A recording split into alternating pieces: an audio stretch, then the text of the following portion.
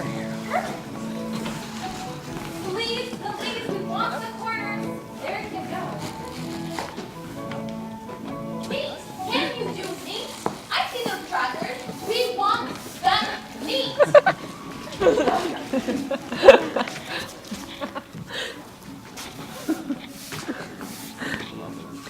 Are you going to work with us today? Yes. Why am I paying you? To work.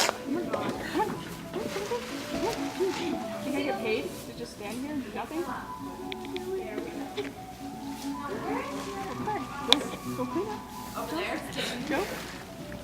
Go clean up.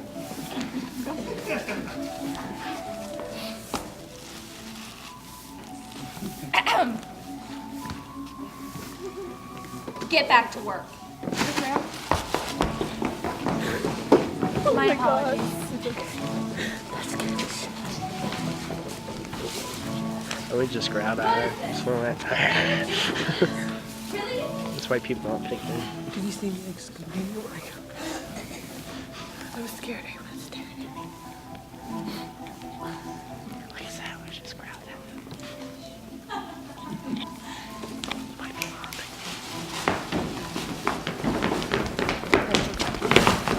Well, get going. Go, go, go.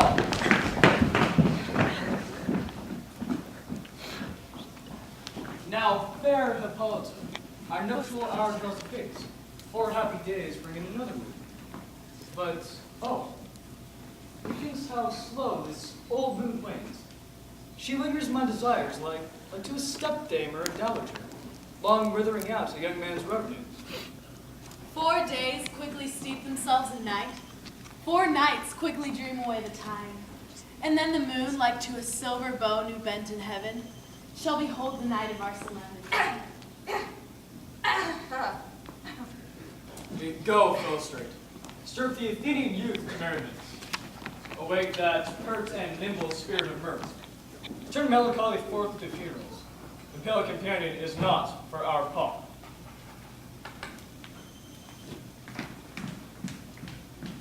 Hippolyta, I woo thee with my sword, and have done thee many injuries.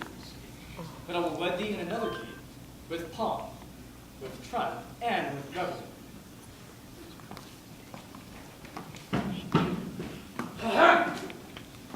Happy Theseus, our now Duke. Thanks be, Aegeus. What's the news with thee? Full of vexation am I, with complaint against my child, my daughter Hermia. Stand forth, Demetrius. My noble lord, this man hath consent to marry her. Stand forth, Lysander. And my gracious Duke, this man hath bewitched the bosom of my child. With cunning hast thou filched my daughter's heart. Turn your obedience which is due to me, to stubborn harshness. And my gracious Duke, be it so she will not hear before your grace. Consent to marry Demetrius, I beg the privilege of Athens, for she is mine. And I may dispose of her, whether it be to this gentleman or to her death.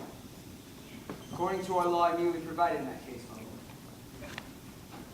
What say you, Hermia? Be advised, bear in mind. Demetrius is a worthy gentleman. So is Lysander. In himself he is.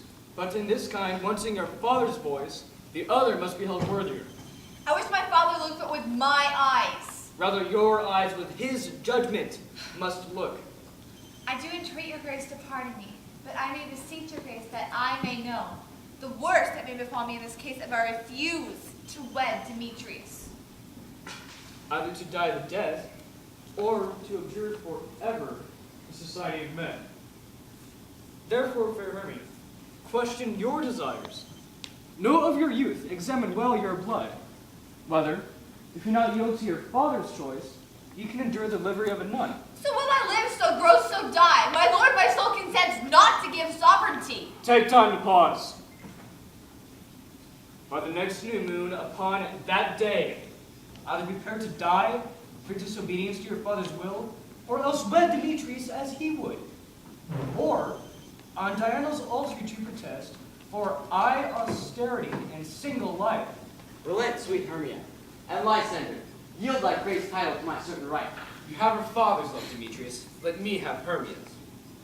Do you marry him? Scornful Lysander! True, he hath my love, and what is my love shall render him? And she is mine. And all that is mine I do estate unto Demetrius. I am, my lord, as well derived as he, as well possessed. My love is more than his. I am beloved of beauteous Hermione. Why should not I then prosecute my right? Demetrius, I'll vouch to his head, made love to Nero's daughter Helena, and won her soul. And she, sweet lady, dotes upon this spotted and inconstant man.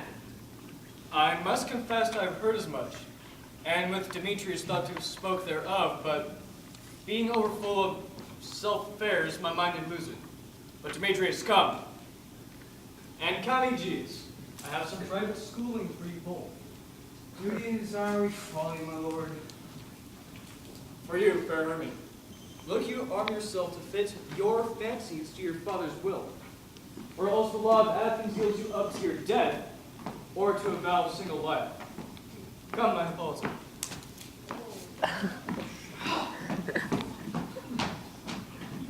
What cheer? How now, my love? Why is your cheek so pale? How chance the roses they do fade so fast? Belike for want of rain which I can well. It may seem damp for the tempest of my eyes. Ay me, thought that I could ever read, could ever hear my tale or history. The course of true love never did run smooth. Oh, to choose a love by another's eyes. Hear me, Hermia. I have a widow aunt, a dowager of great revenue, and she hath no child. From Athens is her house remote 7 leagues, and she respects me as her only son. There, gentle Hermia, may I marry thee? And to that place the sharp Athenian law cannot follow us. If thou lovest me, steal forth thy father's house, tomorrow night, and in the wood, a league without the town, where I did meet thee once with Helena. There will I stay for thee. My good Lysander, I swear to thee.